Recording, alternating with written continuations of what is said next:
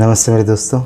आज हम बात करेंगे कि सोशल मीडिया का जो ये एक ट्रेंड चलता है आईटी सेल वाला, और ये लोगों को बहुत अट्रैक्ट करता है कि इसकी नौकरी कैसे मिलती है, इसकी नौकरी के क्या बेनिफिट है। क्योंकि सोशल मीडिया का ज़माना है तो बहुत सारे युवा ये सोचते हैं कि आईटी सेल क्योंकि प्योरली एक्टिव होता है, उन्होंने देखा है सोशल मीडिया के ऊपर किस तरीके से आईटी सेल काम कर रहे हैं और इसके अंदर अच्छी मोटी कमाई होती है। तो इसकी नौकरी कहाँ पर मिलती है, इसकी नौकरी कैसे ज्वाइन कर सकते हैं, आप कैसे एक आईटी सेल में जा सकते हैं। आज के वीडियो में इसके बेनिफिट क्या क्या हैं और ये कितने महान लोग होते हैं, सबसे पहले इसके बारे में आज चर्चा करेंगे और मैं आपको इसके पूरे के पूरे डिटेल के अंदर बताऊंगा। फिर आप अपने हिसाब से अंदाज़ा लगा लेना कि ये आपके लिए कितना बड़ा बेनिफिशरी काम है। सबसे पहली बात तो ये है कि आप आईटी सेल होता क्या है उसको पहले तो आप रियल में आइडेंटिफाई कीजिए, क्योंकि लोग ये नहीं समझते हैं कि ये आईटी सेल एग्जैक्टली क्या आईटी सेल है। वो सबको ही आईटी सेल समझते हैं। इसमें कुछ क्या होता है कि कुछ इंडिपेंडेंट डिजिटल क्रिएटर, समझ लीजिए इंडिपेंडेंट क्रिएटर होते हैं और उन्होंने ऐसी प्रोफाइल बना रखी होती है कि सरकार ने, या मतलब जैसे अभी for example Bharatiya Janata party की सरकार चल रही है या अपोजिशन के अंदर कांग्रेस की सरकार है या समाजवादी पार्टी की यूपी में सरकार है, वो सरकार XYZ कोई भी है, मान लीजिए सेंटर में सरकार भारतीय जनता पार्टी की है और वो एक हिंदुत्व के एजेंडे को लेके चलती है, तो उसको पता है कि इस सरकार का ये पॉलिटिकल आईटी सेल है। ऐसे कमर्शियल भी होते हैं, उनकी भी मैं आपको बात बताऊंगा। मतलब जो टीवी, फ्रिज, कॉस्मेटिक सामान वगैरह बेचने के आईटी सेल होते हैं, एडवर्टाइजिंग के। जो पॉलिटिकल आईटी सेल जिसका सबसे ज़्यादा क्रेज़ और हुआ रहता है, उसके बारे में पहले बात करते हैं।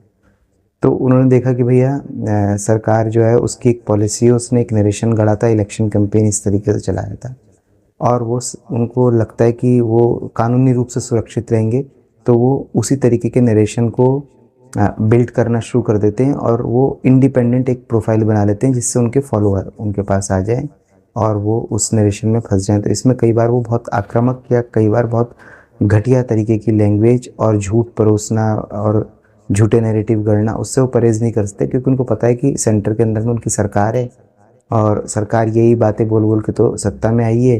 और अगर सरकार हम पर किसी भी तरीके का एक्शन लेगी तो यकीनन सरकार को अगली बार जब इलेक्शन कैंपेन करना होगा तो उसको तकलीफ़ होगी कि भाई ये तो इस तरह की बात करने वालों को बाद में जेल में डाल देते हैं। तो वो, लेकिन ये लोग आईटी सेल नहीं होते।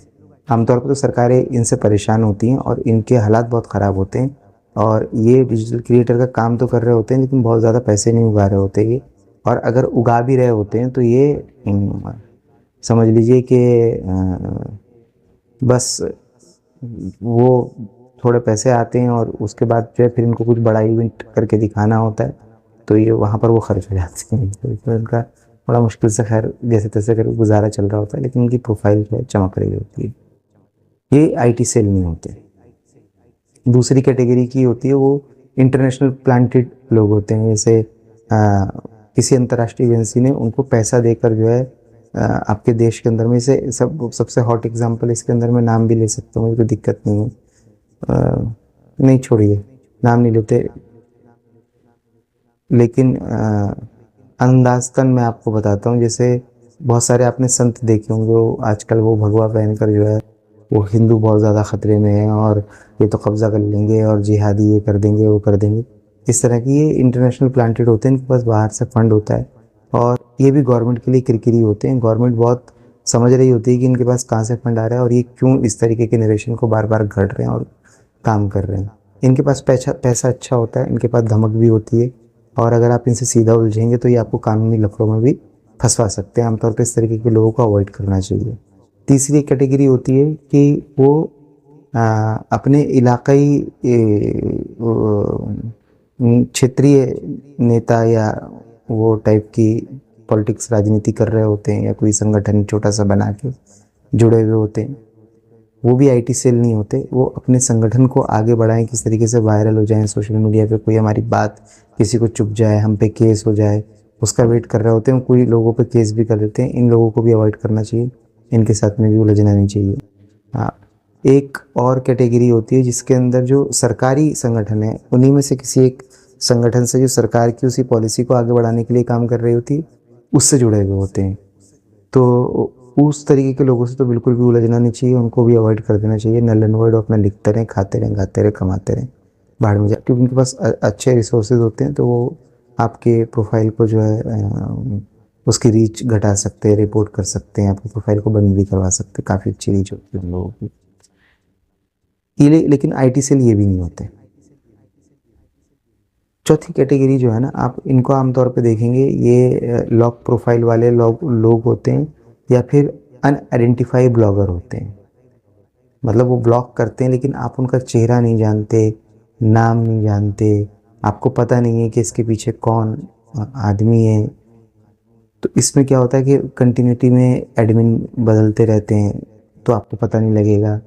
आप सिर्फ अगर भाषा के बहुत अच्छे ज्ञानी हैं तो आप समझ जाएंगे कि ये इसके अंदर में 4, 6, 8 एडमिन है, लेकिन ये ब्लॉगर की तरह लिखता है और उसने अपनी पहचान को पूरे तरीके से हाइड कर रखा है, लेकिन वो लिखता है।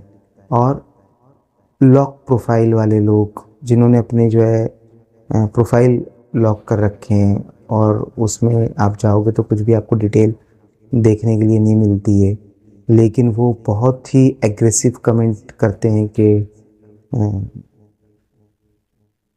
ऐसा लगता है कि यार ये इनको कानून क्यों कुछ नहीं कह रहा है।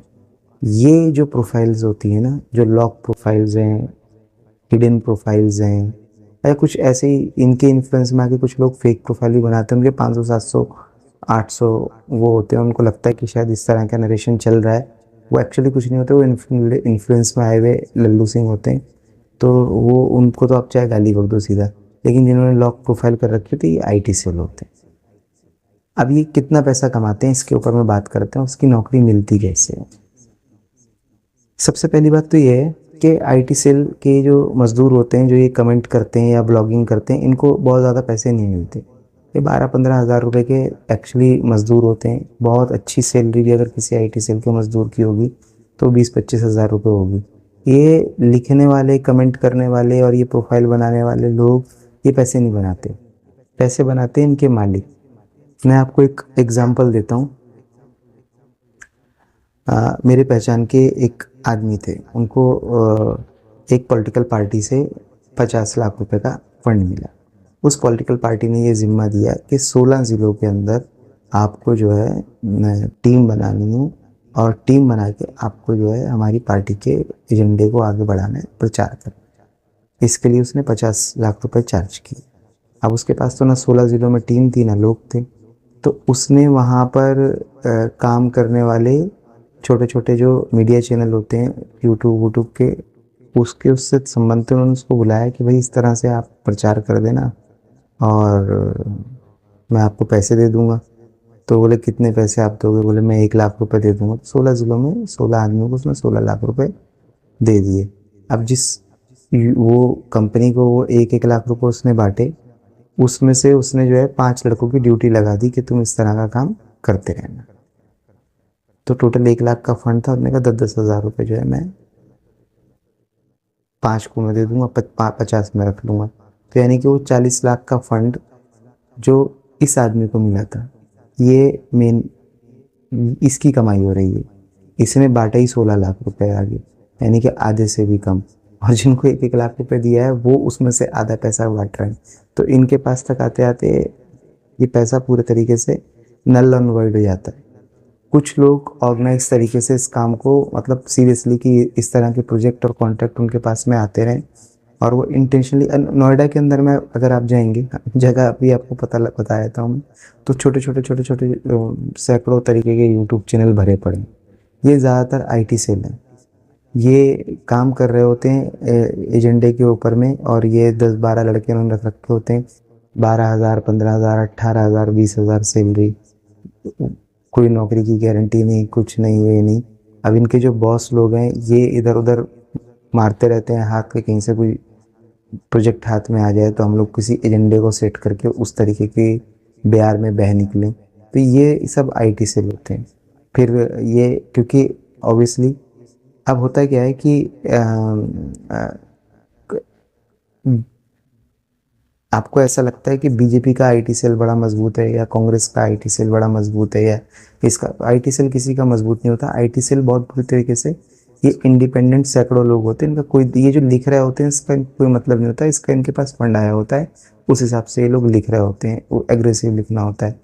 अच्छा, ये जो नीचे चंपू लंपू बैठे हुए जो लिख रहे होते हैं ना, वास्तविक में कि ये कई बार इन्फ्लुएंस होते हैं, इनके मालिकों ने इनको इन्फ्लुएंस कर रखा होता है, देखो देखो ऐसा हो रहा है। कई बार ये 12,000 रुपये में सोचते हैं हम देश हित का काम कर रहे हैं और अच्छा काम कर रहे हैं, या 10,000 रुपये में अपनी ऐसी की तैसी बत पिटवा रहे होते हैं, कोई अच्छा अच्छा काम नहीं कर रहे होते, अपनी ज़िंदगी जहन्नुम बना रहे होते हैं, लिख रहे होते हैं। इनके ऊपर ये बात सही है कि केस वगैरह तो मुश्किल होता है, क्योंकि इनके आईपी इस तरह से प्रोटेक्टेड होते हैं, और प्रोफाइल भी लॉक होती है, और प्रोफाइल जो लॉक होती है वो भी डुप्लीकेट होती है, तो इसलिए वो तो नहीं होता। फिर गवर्नमेंट के अगर पक्ष में नैरेटिव चला रहे हैं तो भी कोई दिक्कत नहीं है, अगर अपोजिशन के पक्ष में भी नैरेटिव चला रहे हैं तो कोई दिक्कत नहीं है। अब जब क्या होता है, जब एक पक्ष गिरने लगता है, इसमें कुछ क्या होता है, कुछ आईटी सेल ऐसे होते हैं जिसके मतलब जो ऑनर हैं वो डायरेक्ट उस पॉलिटिकल पार्टी से जुड़े हुए होते हैं। तो ये वाले ऑनर, जब ये पॉलिटिकल पार्टी का इन्फ्लुएंस कम होने लगता है, तो ये वाले ऑनर तो तबाह होने लगते हैं, यहाँ पे नौकरियाँ जाने लगती हैं। और क्योंकि इन पे व्यू नहीं है, कमेंट नहीं है, लाइक नहीं है, तो इनके पास फिर ये स्टाफ की छटनी करते हैं, बाहर निकालते हैं, लड़के बेरोज़गार हो जाते हैं। फिर यही लड़के दूसरी पार्टी में चले जाते हैं, और वही प्रोफाइल से ये जो है, यही कम्युनल हैं, यही सेकुलर हैं, यही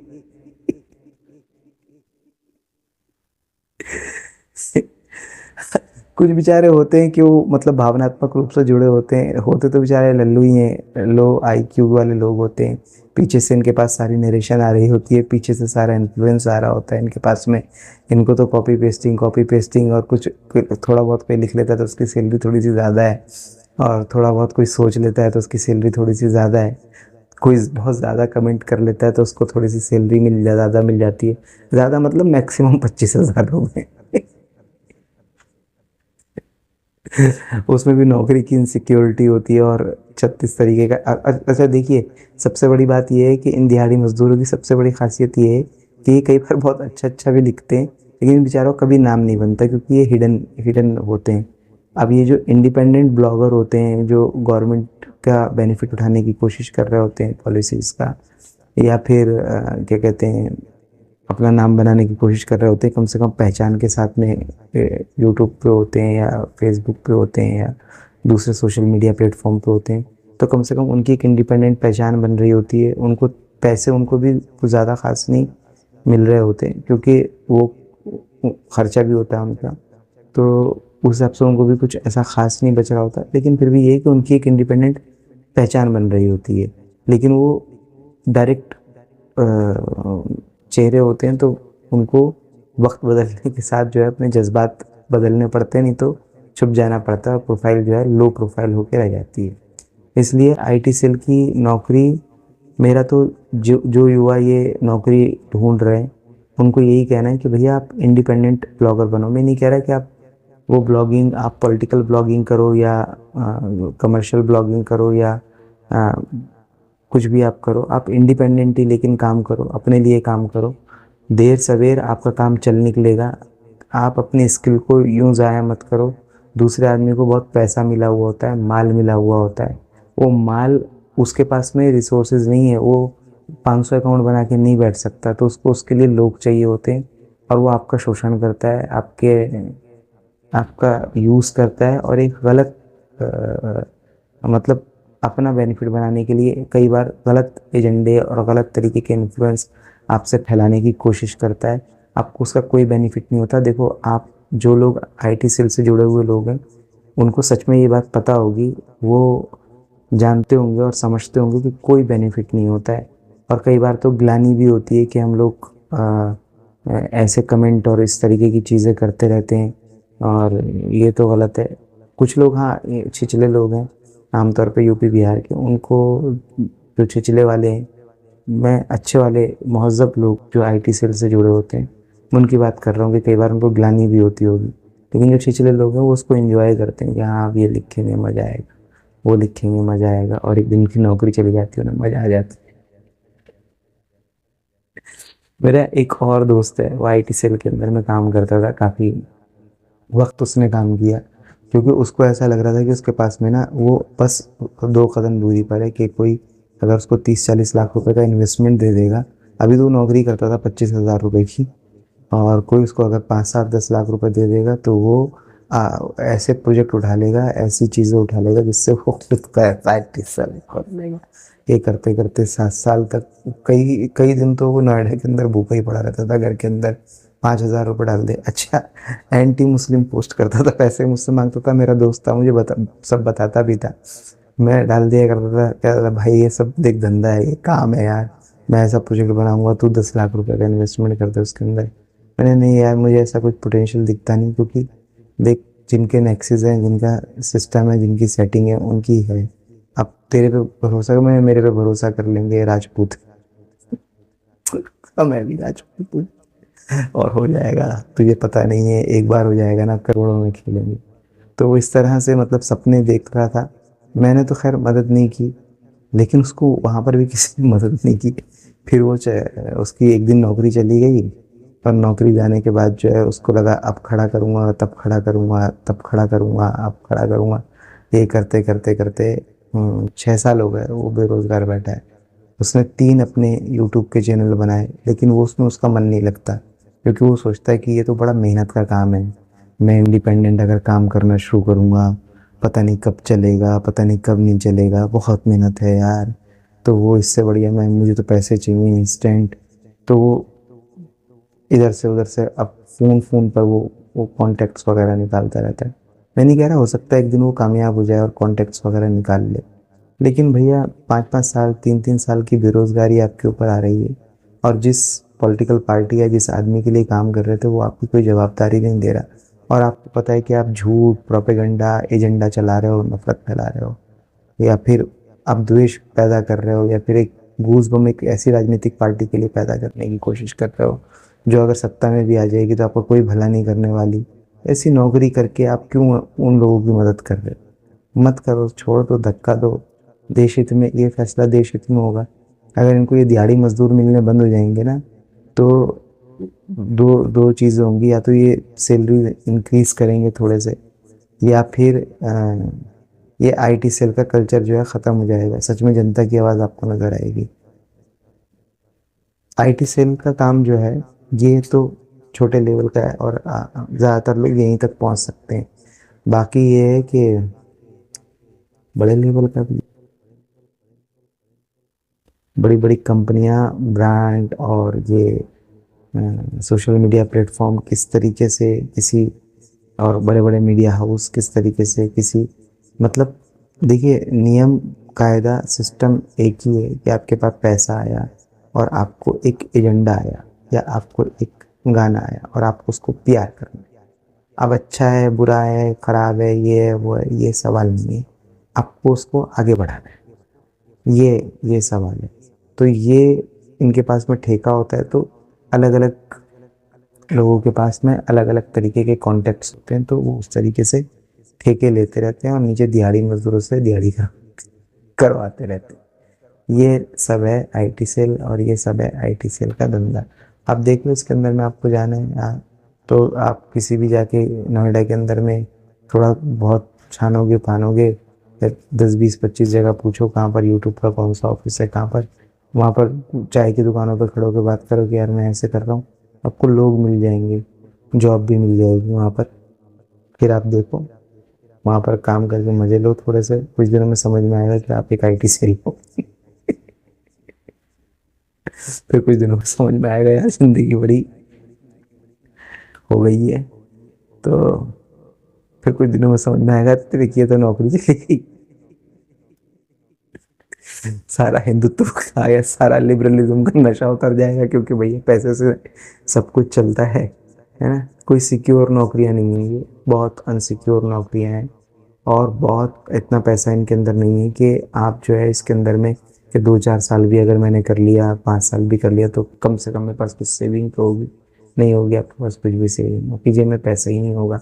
आप जब जिस दौरान नौकरी कर रहे होगे ना, उस टाइम आपके पास पूरा खर्चा नहीं होगा आपकी जेब में। इस तरीके की नौकरियाँ हैं ये, बहुत ही सस्ते। लोग कहते हैं 2 रुपये ट्वीट, 1 रुपये कमेंट का, 2 रुपये कमेंट का इनको मिल रहा है। भैया 2 रुपये बहुत ज़्यादा है। दिन के 500-500, 600, 800, 2-2 हज़ार कमेंट कर देते हैं, कॉपी पेस्ट कर करके 5-5 हज़ार कमेंट भी कर देते हैं। तो अगर 2 रुपये मिल रहे हैं तो 10-10 हज़ार रुपये कमा लेंगे दिन पे। नहीं मिलते भाई इनको। नहीं मिलते इनको इतने पैसे।